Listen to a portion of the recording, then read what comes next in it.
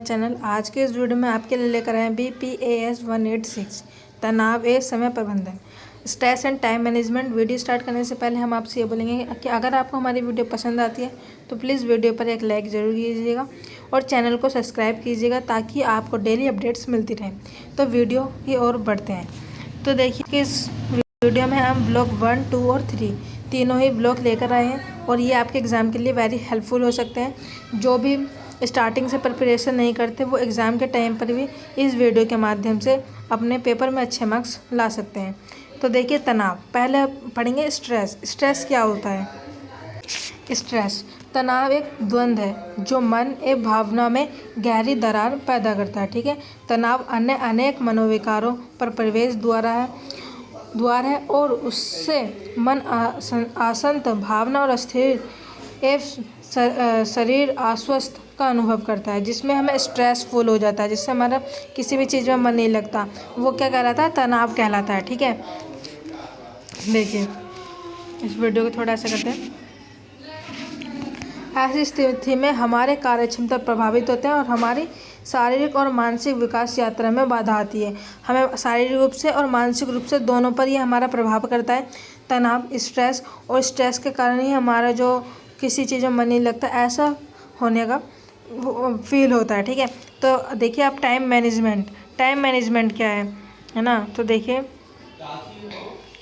भिन्न भिन्न कार्यों को करने के लिए लगाए गए समय और उनको करने के क्रम को सोच विचार कर व्यवस्थित करना समय प्रबंधन कहलाता है। टाइम मैनेजमेंट, जैसे टाइम मैनेजमेंट आप ऐसे समझ सकते हैं कि आपने कोई टाइम टेबल बना रखा होगा कि पहले मेरे को ये सब्जेक्ट पढ़ना है, फिर मैं BPS पढ़ना है, फिर CS। तो जो भी आपने टाइम टेबल बना रखा वो एक टाइम मैनेजमेंट के दौरान करा जाता है, तो वही टाइम मैनेजमेंट कहलाता है। ठीक है, देखिए समुचित समय प्रबंधन से दक्षता मिलती है, उत्पादकता बढ़ती है और कार्य सही समय पर पूरा भी होता है। अगर आपने सही टाइम टेबल बनाएगा तो आपका काम पूरा हो जाएगा सही टाइम पर। ठीक है, आगे बढ़ते हैं। देखिए यहाँ पर all important question and answer for exams, जितने भी इम्पोर्टेंट क्वेश्चंस हैं वो आपके एग्ज़ाम के लिए हेल्पफुल हो सकते हैं, तो वीडियो में बने रहिएगा। देखिए पहला क्वेश्चन ये है कि तनाव, जो ये तनाव है, तनाव के मुख्य दृष्टिकोण की व्याख्या कीजिए।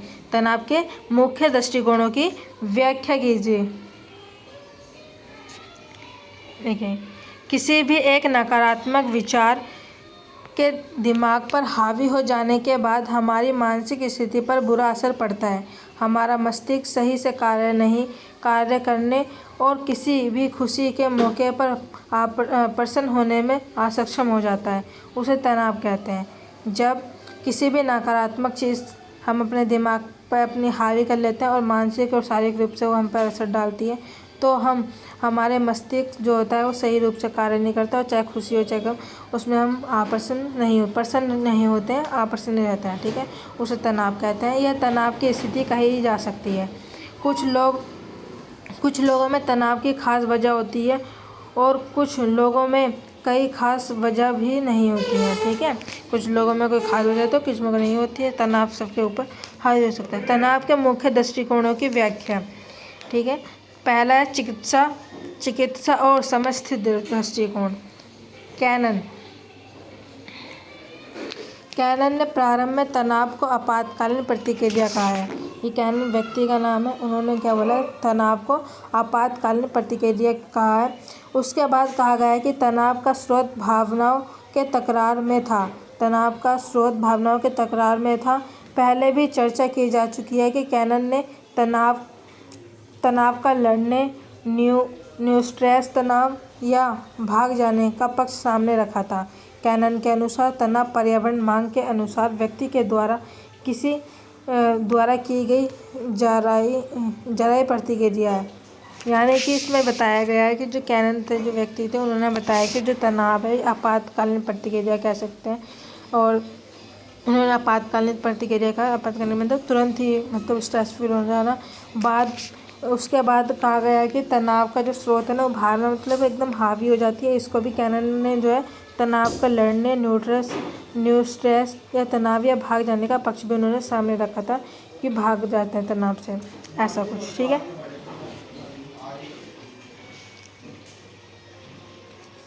ये कैनन की रुचि सहानुभूति तरीक में थी।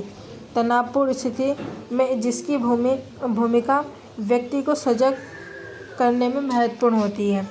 ठीक है, तो देखिए प्राकृतिक, शारीरिक और समस्तिक स्तर बनी रहती। कैनन की रुचि सहानुभूति और तांत्रिक में थी, यानी कि जो कैनन जो थे वो जो थे तनाव को दूर करने के लिए ऐसी तांत्रिक चीज़ों पर भी विश्वास करते थे।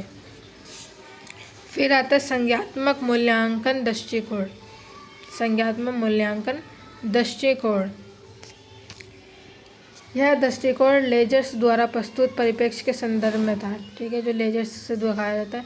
लेजर्स न केवल यह मानते थे, यानी कि जो व्यक्ति थे लेजर्स, उन्होंने बताया है कि लेजर्स न केवल यह मानते थे कि तनाव व्यक्ति और पर्यावरण के बीच एक अंतर्क्रिया के परिणाम स्वरूप होता है, बल्कि उन्होंने संज्ञात्मक मूल्यांकन पर भी ध्यान केंद्रित किया था, जिसकी सहायता से व्यक्ति यह निर्धारित करता था कि स्थिति घटना तनावपूर्ण है या नहीं। यानी कि जो ये लेजर्स थे, इन्होंने ये बताया था कि जो तनाव है व्यक्ति और पर्यावरण दोनों के बीच एक परिणाम स्वरूप बनाता है, तालमेल होता है ना। और उन्होंने ये भी बताया था कि जो संज्ञात्मक मूल्यांकन है वो ध्यान केंद्रित करती है कि जिसकी सहायता से व्यक्ति अपना निर्धारित करता है कि उसको क्या करना है, क्या नहीं करना है। ठीक है, फिर दूसरा पॉइंट यह है कि व्यक्ति पर्यावरण दृष्टिकोण। व्यक्ति पर्यावरण दृष्टिकोण जो रॉबर्ट कॉहन थे उन्होंने प्रस्तुत किया कि जिसमें इस बात पर प्रकाश डाला गया है कि कैसे भ्रमित और परस्पर विरोधी नौकरी के तनाव अपेक्षाओं के परिणाम स्वरूप किसी व्यक्ति में तनाव उत्पन्न होता है जब वह किसी तरह की सामाजिक भूमिका निभा रहे होते हैं। जब कोई किसी काम कर रहे होते हैं तो उनमें अचानक से मतलब परेशान हो जाता है, तनाव आ जाता है, उस टाइप का इन्होंने बताया है। ठीक है, आप भी सब पढ़ लीजिएगा।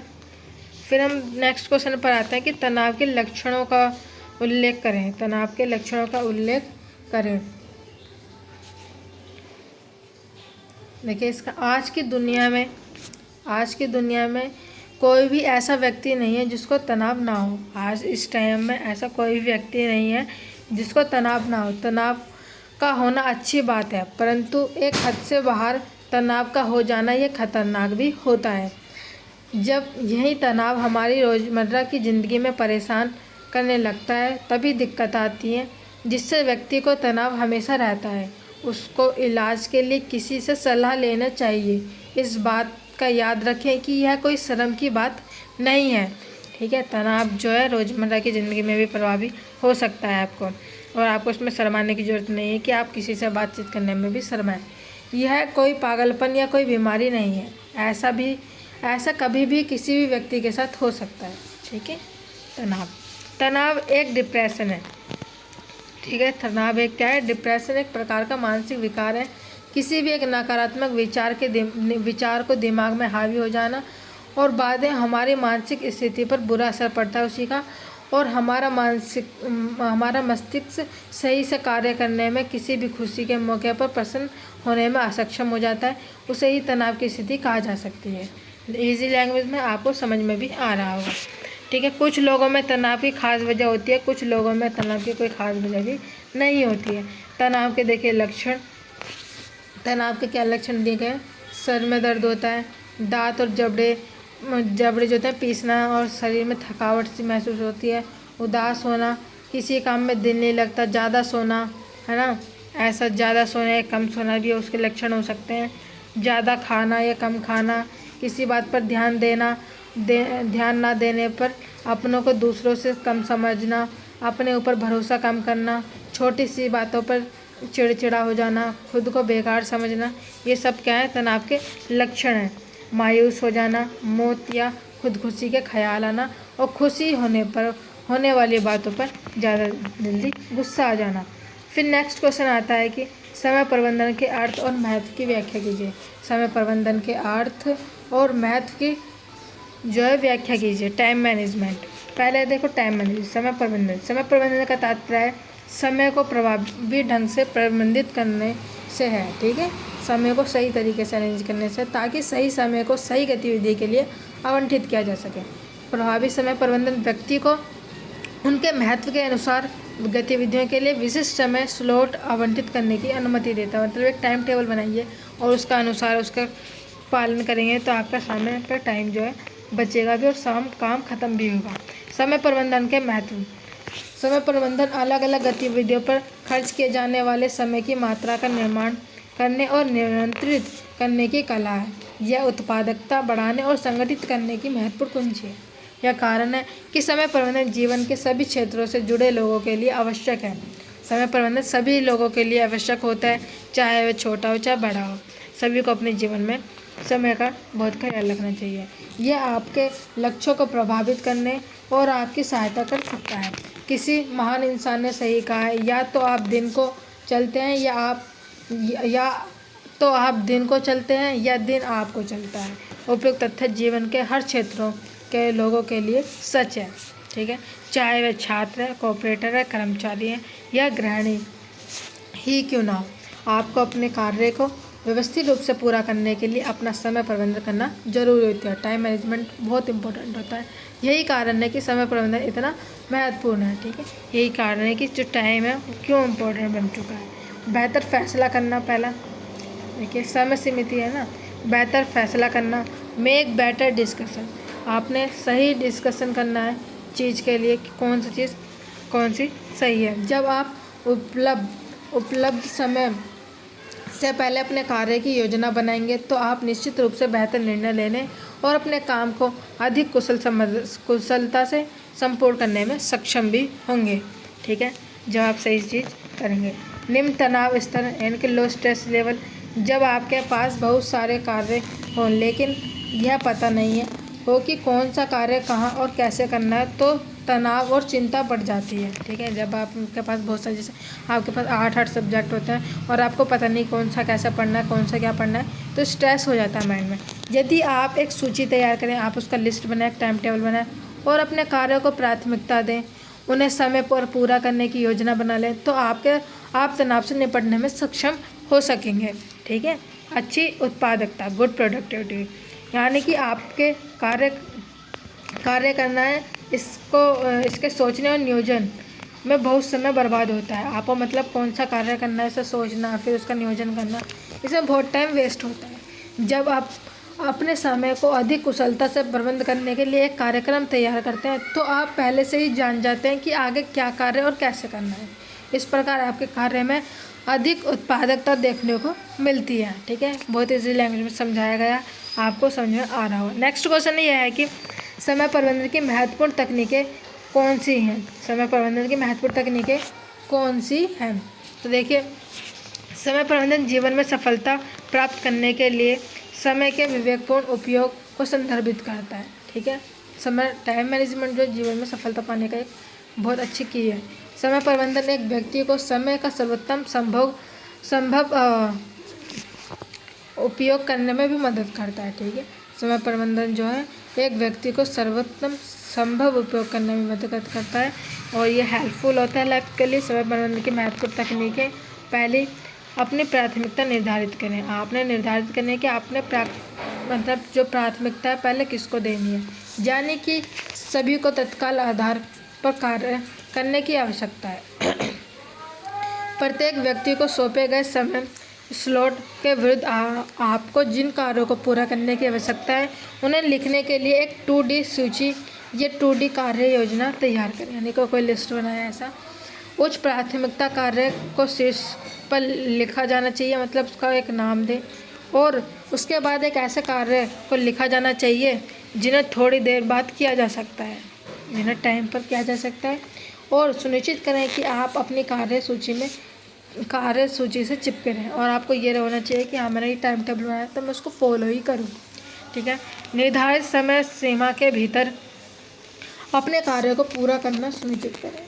जो आपने टाइम बनाया है उसी टाइम के अंदर अपने कार्यों को पूरा करें। उन कार्यों पर टिक करें जिन्हें आप पहले ही समाप्त कर चुके हैं। जो आपने काम कर लिया उनको ऐसे टिक मार दें कि हाँ, ये काम हो गया। यदि आप समय सीमा से पहले अपने कार्य पूरा कर लेते हैं तो आपको एक चॉकलेट खिलाएंगे। ठीक है, ऐसा मान लो कि अगर आपने इतना जल्दी काम किया तो आप एक चॉकलेट खा लोगे। ठीक है, ऐसा तो उससे टाइम मैनेजमेंट हो जाएगा। ठीक है, फिर यह बताया गया अत्यावश्यक और महत्वपूर्ण कार्यों के बीच के अंतर को समझाइए। अपने कामों को अच्छे से मैनेज करें। अपने दिन की शुरुआत किसी ऐसे काम से ना करें जो इतना महत्वपूर्ण नहीं है और थोड़ी देर बाद किया जा सकता है। सबसे पहले जो ज़रूरी है उसे ख़त्म करें और अपने बॉक्स के रिमाइंडर का इंतज़ार ना करें। ठीक है, तो पहले जो इम्पोर्टेंट काम है, बहुत ही इम्पोर्टेंट, पहले उसे करें और जो थोड़ा काम इम्पोर्टेंट है उसे थोड़ा बाद में कर लें। आपने दिन की शुरुआत ऐसे नहीं करनी कि थोड़ा इजी काम ले लिया, नहीं, जो पहले थोड़ा हार्ड है, अच्छे से हो सकता है, उसे पहले समय दें। ठीक है, फिर खुद पर ज़्यादा बोझ ना डालें। आपने अपने ऊपर इतना स्ट्रेस नहीं डालना कि हाँ करना ही करना है, ऐसा नहीं। यदि आपको लगता है कि आप निर्धारित समय सीमा के भीतर एक निश्चित कार्य पूरा नहीं कर पाएंगे तो अपने बॉस को दृढ़ से ना कहें, चिंता मत करें और बुरा नहीं लगेगा।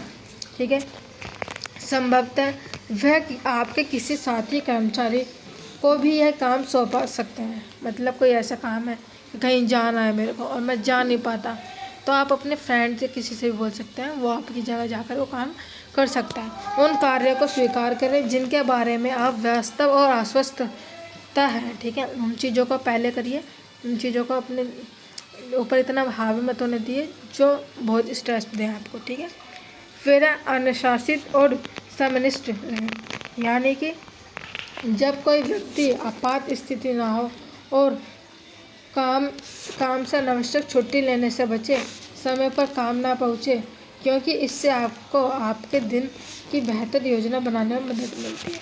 आपने यानी कि कोई आपात स्थिति ना, जो आपातकालीन होती है, ऐसी स्थिति ना हो और काम से अनावश्यक छुट्टी लेने से बचें, तो समय पर काम पूरा कीजिए ताकि ऐसा कोई दिक्कत ना है। चीज़ों को उनके उचित स्थान पर रखें, कभी भी चीज़ों को इधर से उधर ना रखें। फाइल उनके सुनिश्चित दराजों में रखी जानी चाहिए। महत्वपूर्ण दस्तावेज और स्टेपल करें, उन्हें उचित फोल्डर में रखें, यानी कि पेजों को पिंच मारकर अच्छे से रखें। थोड़ी और व्यवस्थित होना सीखें और अपने समय की बचत करेंगे तो आप अनावश्यक उन्हें खोज सकते हैं। जब आपको इमरजेंसी होगी, वो चीज़ निकालनी होगी, तो आपको कहीं ढूंढना नहीं पड़ेगा, आपको पता रहेगा कि वो चीज़ वहाँ रखी है, तो आप आराम से उस चीज़ को ले सकेंगे। ठीक है, फिर आपने संगठन को केवल धन या स्रोत ना समझें। ठीक है, आपने अपने उद्देश्यों का ऐसे ना समझें तो धन मिले। अपना रवैया बदलें। कार्यस्थल समय के दौरान कंप्यूटर या सेलफोन पर गेम से बचें।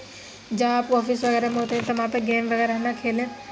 यह अनावश्यक है। केवल तभी काम ना करें जब आपका बॉस आसपास हो। काम का स्वामित्व लेना आपको लंबे समय में भुगतान करता है। कभी भी ऐसा नहीं करना कि आपका बॉस आ जाए, जब भी आपको नया काम करके दिखाना है, आपने उस काम को टाइम पर पूरा कर देना है। ठीक है, ऐसा।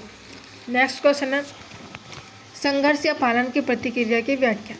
संघर्ष या पालन की प्रतिक्रिया की व्याख्या। पहले परिचय पढ़ते हैं कि संघर्ष या पालन प्रतिक्रिया।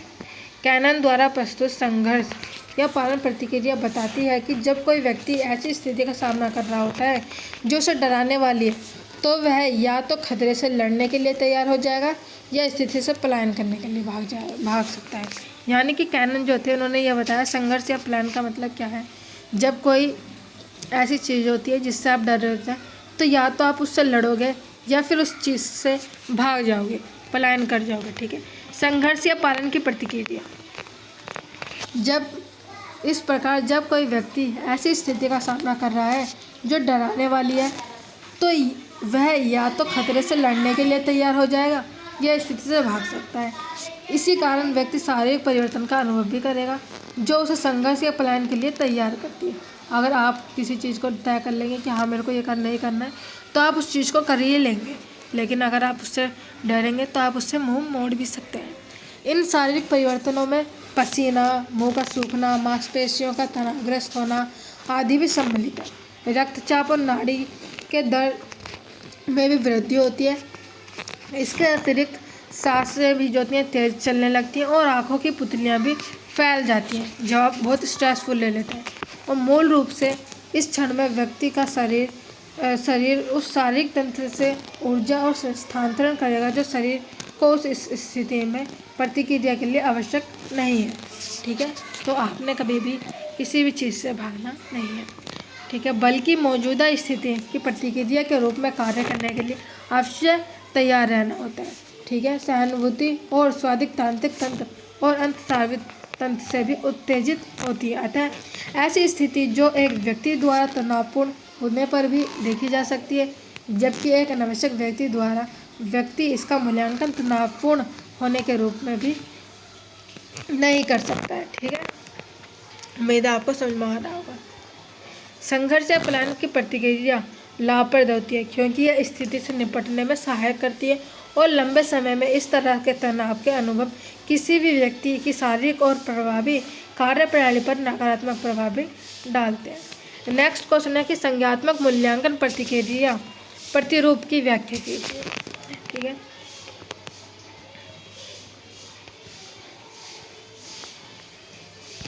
देखिए, समस्त भाषा, तर्क और धारणा जैसी सोच क्षमताओं को मापने के लिए संज्ञानात्मक आकलन का उपयोग किया जाता है।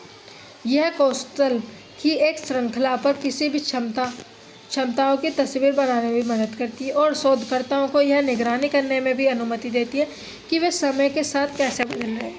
ठीक है, समय के साथ कैसे कैसे चेंजेस आते हैं। हम आगे चलते हैं।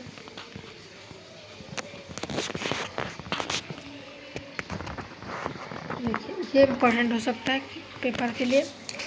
कार्यस्थल पर तनाव के मनोवैज्ञानिक परिणामों की व्याख्या कीजिए।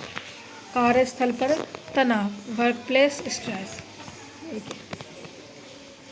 कार्यस्थल के तनाव का शारीरिक और के मानसिक स्वास्थ्य पर भी प्रतिकूल प्रभाव पड़ता है। चिंता, बर्नआउट, अवसाद और पदार्थ उपयोग विकारों के बढ़ते जोखिम के साथ जिन श्रमिकों को काम पर जोर दिया जाता है उनके अस्वास्थ्यकारक व्यवहारों में शामिल होने की संभावना अधिक होती है, जैसे कि सिगरेट, धूम्रपान, शराब, नशीली दवाएं दुरुपयोग और खराब आहार पैटर्न। यानी कि जिन्हों ऑफिस पे जो लोग ज़्यादा अपने आप पर स्ट्रेस लेते हैं तो उन सब उनको ये चीज़ की जो आदत लत लग जाती है, वो सिगरेट, शराब वराब पीने लग जाते हैं। उनके ऊपर मतलब वो सोचते हैं कि उनके ऊपर तनाव ज़्यादा आता है। तो आपने ऐसा कभी नहीं करना है। ठीक है, कि जो हमारे चीज़ हमारे शारीरिक समय एक गलत रास्ते पे ले जाए, तो ऐसा काम नहीं करना होता है। कार्यस्थल पर तनाव के मनोवैज्ञानिक परिणाम न केवल शारीरिक परिणाम बल्कि मनोवैज्ञानिक परिणाम भी हैं, जो दीर्घकालिक तनाव के कारण समान रूप से समस्या होती है। अवसाद और चिंता सामान्य मनोवैज्ञानिक विकार है जो इस सदी की पीढ़ी में विकसित हो रहा है। आपने देखा होगा जो भी लोग ऑफिस वगैरह जाते हैं वो बाहर का जंक फूड, बीड़ी, सिगरेट, शराब ये सब पीते हैं। तो इन सब का यूज़ नहीं करना होता। ये जो कार्य प्लेस पे जो होता है, जो ऑफिस टाइम के बच्चे होते हैं उनको ये चीज़ का आदत होता है। चिंता किसी भी अज्ञात चीज़ के बारे में आशंका या घबराहट की एक सामान्य स्थिति। ये दोनों समस्याएं लंबे समय तक तनाव के कारण मस्तिष्क और रसायन विज्ञान में परिवर्तन के कारण होती है। चिंता भी एक अन्य मनोवैज्ञानिक समस्या है जो तनाव के कारण होती है। ठीक है, तनाव व्यक्ति के जीवन में बहुत बड़ा भाग निभाता है। ठीक है, अफवाह तनाव के स्तर में और वृद्धि करती है। यहाँ तक कि निराश और उत्तेजन भी कार्यस्थल तनाव के सामान्य मनोवैज्ञानिक परिणाम है। लंबे समय तक थकावट, कार्यक्षेत्र में रुचि और बर्नआउट होता है। आपने देखा होगा कि आपके पापा वगैरह जो होते हैं वो काम करने जाते हैं, फिर वहाँ से बहुत थके हुए होते हैं, बीड़ी, सिगरेट, शराब इन सब की लतों का भी उनको असर दिखता है। निवारण और तनाव प्रबंधन का वर्णन। निवारणीय तनाव प्रबंधन। तनाव एक सर्वव्यापी घटना है और इसकी व्यक्तिगत या कार्य जीवन में भी उपेक्षा नहीं की जा सकती। इस प्रकार निवारणीय तनाव प्रबंधन एक सिद्धांत एक संगठनात्मक दर्शन है जो कष्ट और तनाव को रोकने और स्वस्थ को बढ़ावा देती है। स्वास्थ्य को बढ़ावा देने में लोग और संगठन दोनों की संयुक्त जिम्मेदारी पर जोर दिया। ठीक है, तो एलोस्टैटिक लोड प्रतिक्रिया की व्याख्या।